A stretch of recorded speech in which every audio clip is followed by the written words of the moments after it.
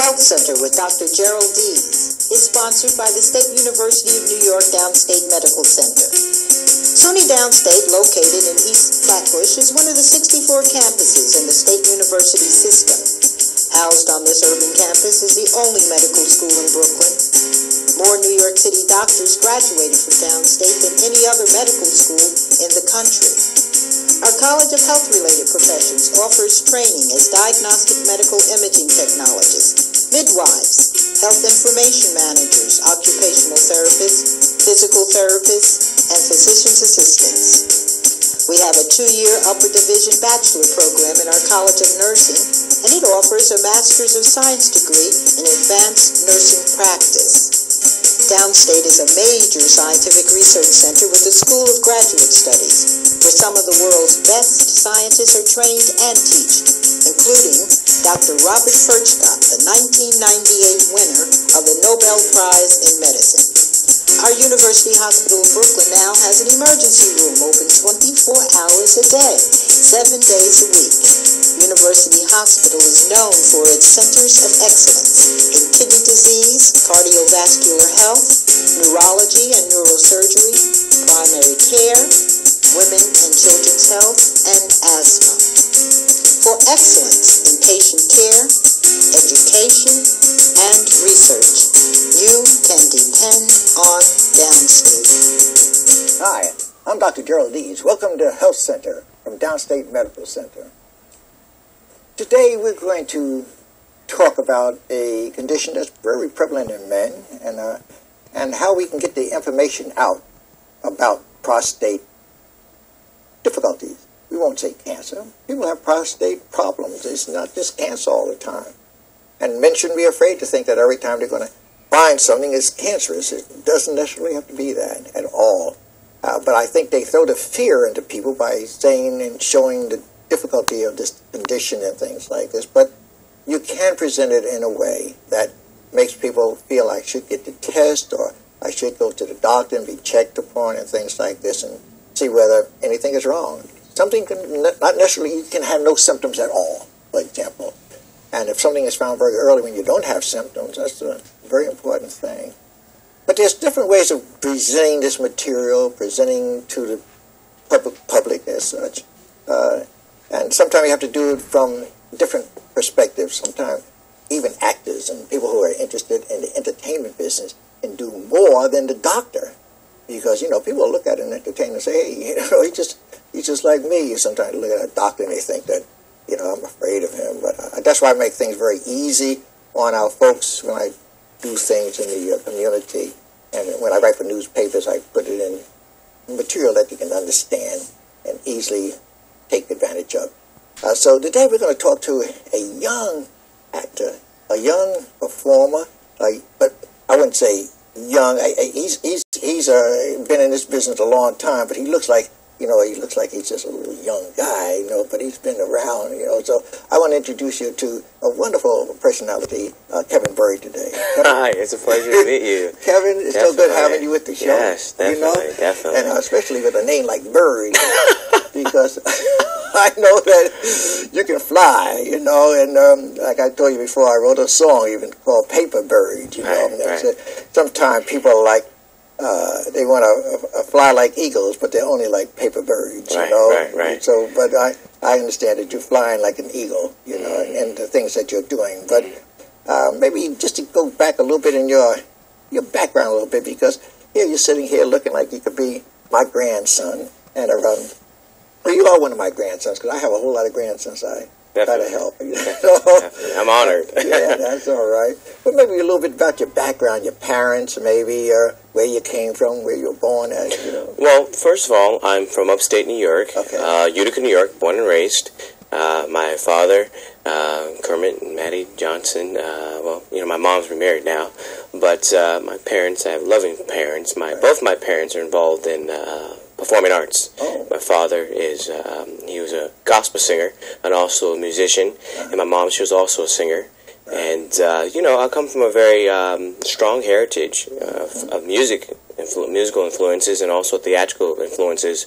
So that's how I really come from a very strong foundation with with the performing arts that's been established through my family for such a long time.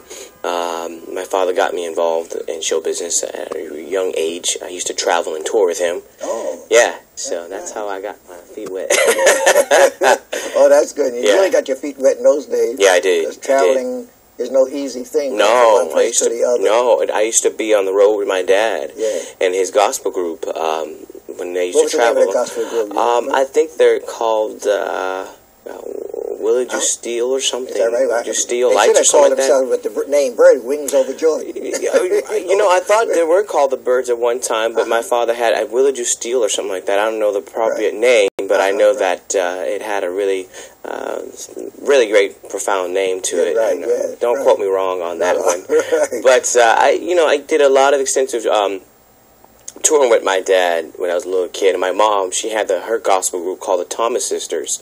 Her and her sisters used to sing in a gospel group, and they used to travel on tour as well. And so that's how my parents met. They both met while singing in concert. And so the next thing you know, they got together and got married, and they formed little old me.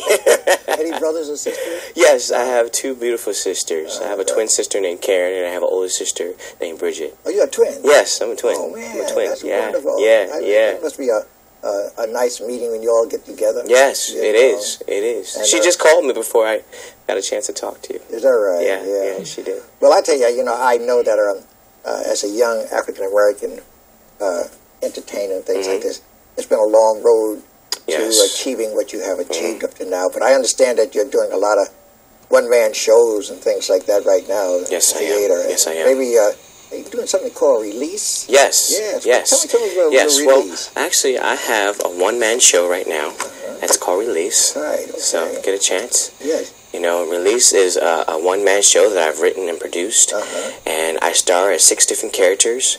And it's directed by Chris Frierson and also Mark Meir. Right. And it's also co-written and produced by Jason Hendricks. I see. And it's a great show. It highlights the emotions and struggle that men go through on all different levels. Dealing with heartbreak, and one of the characters loses his son. Another character was locked in prison. Another situation where a character is facing a lot of self-affliction with low self-esteem. Another character is dealing with his sexuality. It covers all levels of all different struggles that men go through. And I play a plethora of characters between the ages of 18 to 60 years old. Wow. And it's 6 different costume changes. It's got a full live piece band, musically directed by Gary Higgins, who's my musical director. Yes. And it's a great show. And has it been televised yet? No, not yet. We might not bring yet. it right here and televise it. Not yet, but it started as an off Broadway. It started at the New Rican Cafe. Oh yeah. And then and then we grew, and now it's an off Broadway show because I brought it to the Players Theater in the city. Yeah. And now I'm getting ready to kick off a tour. Isn't that wonderful? Yes, I'm kicking off a tour. And some of the places I'll be playing, Mr. Deas, with my one-man show, we'll be going to Rikers Island. Oh, that's great. Yes, I'll be playing for the inmates. A place where there's a lot of different problems. Yes. And one thing that I realized with the show Release is a lot of men have a lot of struggles that they're going through. Right, and one of the biggest objectives with the show is having men to find somebody to release with. Definitely. I have found that in even the practice of medicine. Oh, yeah. When a male comes in to see me, it's a certain release. Right. It's a release to understand that health is important. Health is very important. That family is important and things like this. So rather than just doing examinations all the time, sometimes just talk helps the whole blood pressure go down. Yes. Helps our interest go up, but your potential. Right. Your potential. And this is where I think we miss it a lot of time. We think that we don't have that potential. And when it explodes, there's a creator left after the explosion. A crater left after the explosion. So right now you're exploding. Now the crater is going to be here. The crater is going to be here because you're going to be exploding all over the place. And I'm so glad to be part of this explosion that will take place in your life, because there's nothing greater than helping somebody to create themselves. That's what religion is all about. Oh yeah, definitely. And I'm sure with all the gospel singing, you got a whole lot of faith going. Yes, yes, yes. I am a very spiritual guy. Right. Very strong believer in a higher being. Yeah. You know, and knowing that I can't even do any of the things without my Creator, without God. Yeah. And so even with the birth of Release, right. you know, I felt I was led spiritually to sit down and write and produce this production. And with Release, it's opened a lot of doors for a lot of men that have come to see the production. Like, you know, Kevin, you've allowed me to have another perspective about the situation that I'm going through in my life. Having someone to sit down and, because Release is all about having someone to find comfort in. Sure. So you don't have to think that you can go through the struggle by yourself. Yeah, you know what I'm saying? Definitely. And a lot of men, we're in bondage because we hold all this struggle in, Mr. Yeah. Deas, and then a lot of times we get in bondage. Right, you know, we get incarcerated. We get hooked on drugs, and we don't have someone to be there to be a footstool to help us with those situations. That's right. So I've created with the creation of Release, and if you could tell, with my hands outstretched out wide, it's just telling someone release, get it all, give it all, give it up. Oh, yeah. You know, and it has a big impact. Oh, you know, it's having a big impact. And we did one of our big premieres where we had it at the Players Theater in the city. Right. And you know, it's really hard as a young African American actor to have an off-Broadway show. Oh, sure it is. You know, and it's not easy. I'm taking it from performing from the first time I did Release, we performed for about like not that many people, you know, because it started small from off Broadway, small cafe size to now theater size, and now we're playing bigger theater sizes now with the tour. So it's been a growth for the past amount of time I've been working with the show, but it's been a challenging process, but I've learned a lot along the way. Well, you know who did that same way? We looked at the old Whoopi Goldberg. Yeah. She started off as a single act. I remember her. Yeah. With the dreads, looking kind of funny sometime, but getting serious. And right. But look at the growth it took. Oh, yeah. From that one woman show, films or plays. Yeah. You just name it. Whoopi Goldberg has done it. Now, I can see that same kind of potential in you. Oh, thank you. To be taking it to that next level. Because somebody's going to recognize it. And there you go, you know what I mean? Because, and the mere fact, you know, I just so sorry that our entertainers don't have inner attainment. You know, there's a difference between entertainment and inner attainment. So they get they explode, they're wonderful in this thing, and then they forget everything that's back here. Right. And it's so terrible because they can bring it up and help so many along the way. Yeah, you know. Yeah, definitely. And I see that. And I think that a lot of times, entertainers were put on this pedestal. Right. Yeah. You know what I'm saying? Sure. And a lot of times, people think that we're not real. I know. You know. I mean, I was on the cover of this new magazine that's out right now to all the viewers. I'm on the cover of this new magazine that's out right now called Parlay. And I'm actually the first African American actor to grace their cover. Oh, that's and wonderful. It's a news magazine that's been graced by Tyler Perry, and they've had a lot of musical artists like Missy Elliott. They have Tyrese, and I'm on the cover for this month, so I'm really honored. You know, this says just one release from Stardom, and they're actually covering the work that I'm doing with Release right now, and all the other works that I'm doing with prostate cancer and all the other work. So it's an honor to be on the cover of a news magazine that's out in the market right now. But at the same time, what I'm saying is that people don't realize that I'm still a person. Yes, right. You know what I'm saying? Sure, and I'm out in the public eye, but at the same time, I realize it's a duty that I'm able to be a positive encouragement. I'm surprised. I'm not surprised. I'm just so glad that you got your college education. You know, what college did you go to? I went to Long Island University. Okay. Yeah, and I majored in speech communications and a minor in education.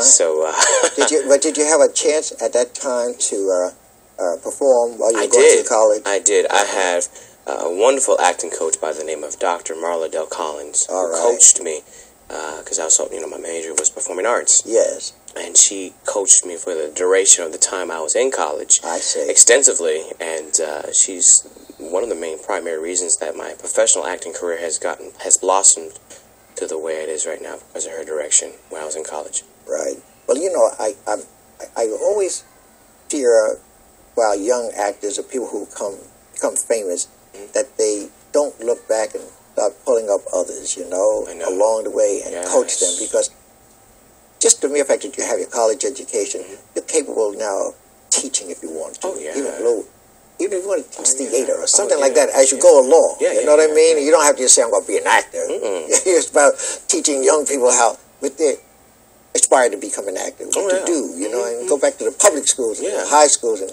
well, before you know, my career started hitting off, you know, I this is something that I've always, you know, wanted to encourage. I do motivational speeches. Oh, that's right. I do, and I actually just went to the Eagle Academy.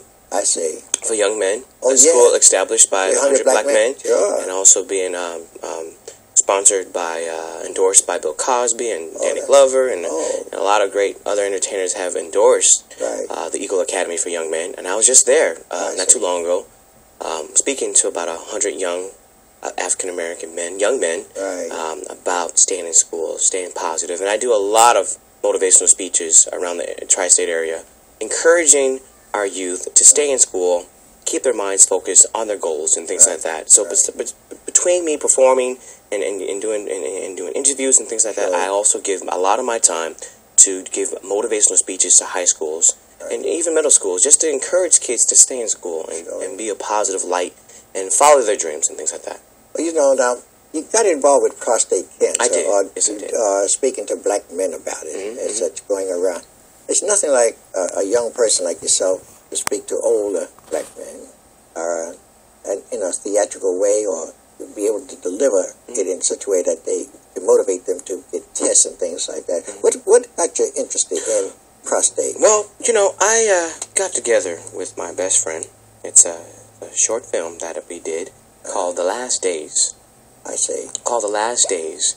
And I wrote and produced this film with my best friend Blossom Brown, and directed by Chris Frierson, who's also the director for my one-man show release. Chris Frierson is. And we got together my last semester of college. Well, not my last, but my last year in college. Right. And I said, you know, my grandfather had died of prostate cancer. Right. And so I was inspired. I said, well, I didn't know what prostate cancer was before, after, you know, until he passed away. God bless his soul. And my grandmother had told me what he had died from, and I wanted to know more about it. So I thought it would be a great thing for me to do a short film around a young man being diagnosed with cancer, and to try to take the movie to bring an awareness for prostate cancer. Right. So I didn't know that it was going to have this much impact. So it did. And so we did the screening for the film The Last Days, and we did it at a Spike Lee screening theater. And it was sold out. You know, a lot of people came to see the short film. Wonderful. And then we had a lot of media coverage surrounding the film. And then I got together with the American Cancer Society, and actually now what they do with me, when I'm traveling, they come with me, and they also help me to promote my work through these pamphlets. You know, giving cancer facts for men about their how to prevent, and you know, the early preventions of prostate cancer and things like that. And so they give out pamphlets and things like that, understanding different elements of prostate cancer and ways of getting tested. So you know, and I wrote something on prostate one time. You know, in our church, since you're in gospel, you know the song we sing in church, "All hail the power of Jesus' name." That angels prostrate fall, bring forth the royal diadem and crown him Lord of all. Right. Well, let me say this: that we're not talking about angels have prostate. It's prostrate. I always try to get that, because men have a tendency when they see that, they don't know whether it's a prostrate gland or a prostate gland. Right. Prostrate means you fall out in front of God. Right. Prostate gland is that gland at the end of your bladder. Exactly. You know, so it's very important that we know that it's prostate. Oh, it's prostate. That's right. Exactly. So when you said it just now, you said it correctly, of course. But you know, language is important, because people start lying if you say things if it's not up to par. Exactly. You know, like prostrate. Prostrate's not prostrate. You know, so when you go around now, so you're talking now to folks about prostate cancer, different groups, and things like that. Yes, actually, the extensive work that I'm doing is bringing a lot of awareness. Okay. You know, in reference to giving a lot of speeches, lectures, and things like that. So, and I used The Last Days, my film, as a way to show people that, see, in The Last Days, it's about a young man. His name's Michael. He's been diagnosed with cancer. And it shows an illustration of a young man who's very positive. He's got a regular job. He's got friends. He's got a girlfriend. but at the same time, he has been diagnosed with cancer. Right. And a lot of times, Dr. Deas, a lot of us men can be diagnosed with prostate cancer and not even know it. Right. You know what I'm saying? Because prostate cancer, it's not something that it's just like you go and get a shot and you have it. It's something that is, it slows. It takes time to be developed. That's right. And a lot of times, we as men, we don't know that we have it until it's too late. Right. Right. You know, and a lot of times we don't see our annual physicians on an annual basis, and we don't take the tests like the DREs and the PSAs. That's right. And these are two exams that can really help.